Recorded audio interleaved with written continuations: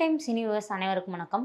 நம்ம இன்னைக்கு என்ன டாபிக் பார்க்க போகிறோம் அப்படின்னா, சமூக வலைத்தளங்களில் பரபரப்பாக பேசிகிட்டு இருக்க டாபிக் அப்படின்னு பார்த்தோன்னா நடிகர் ஸ்ரீயை பற்றி தான். விஜய் டிவியில் கனா காணும் சீரியல் மூலியமாக தான் அவர் நடிக்கவே ஃபஸ்ட்டு ஸ்டார்ட் பண்ணார். அவருக்கான முதல் படம் அப்படின்னு பார்த்தோன்னா வழக்கு எண் 18/9.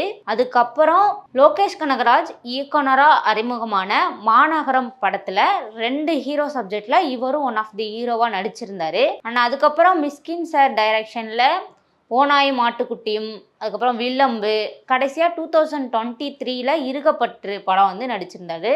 அதுக்கப்புறம் ஸ்ரீயை யாராலையுமே எங்கேயுமே பார்க்க முடியலன்னு சொல்லலாம். அவருக்கான அடுத்தடுத்த பட வாய்ப்பு எதுவுமே இல்லை அப்படின்னு சொல்லிட்டு பார்த்துட்டு இருக்கும்போது அவரோட இன்ஸ்டாகிராம் பதிவில் வந்து அவர் வந்து வீடியோ போட ஸ்டார்ட் பண்ணார். அதில் ஒரு வீடியோ வந்து ட்ரெண்ட் ஆகி பலரும் இந்த நடிகரா அப்படின்னு சொல்லிட்டு லோகேஷ் கனகராஜ் வந்து டேக் பண்ண ஆரம்பிச்சிட்டாங்க.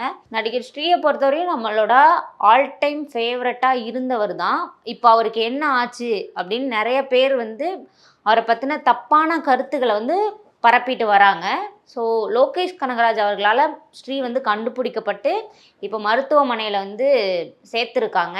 ஸோ அவங்க பெற்றோர் சார்பிலையுமே ஒரு அறிக்கை வந்து விட்டுருக்காங்க, இது மாதிரி ஸ்ரீயை பற்றி தப்பாக யாரும் சோஷியல் மீடியாவில் பரப்ப வேண்டாம் அப்படின்னு சொல்லிட்டு. நம்மளும் அவரை பற்றின தவறான தகவல் எதையுமே பரப்ப வேண்டாம், சீக்கிரமாக குணமாகணும் அப்படின்னு சொல்லிட்டு ஃபைன் டைம் சினிமா சார்பில் வேண்டிக்கிறோம். நீங்களும் அவர் சீக்கிரமாக குணமாகி படத்தில் நடிக்கணும் அப்படின்னு சொல்லிட்டு வேண்டிக்கோங்க. உங்களிடமிருந்து விடைபெறுவது உங்கள் பாண்டி மீனா.